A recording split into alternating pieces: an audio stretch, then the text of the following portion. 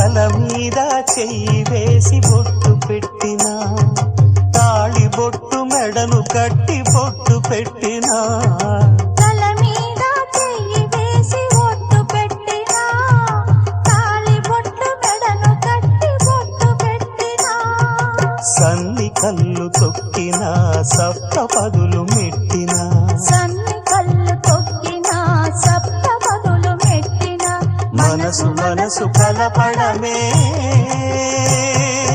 మంత్రం పరమార్థం. శ్రీరస్తు శుభమస్తు, శ్రీరస్తు శుభమస్తు. శ్రీకారం చుట్టుకుంది పెళ్లి పుస్తకం, ఇక ఆకారం దాచుతుంది కొత్త జీవితం.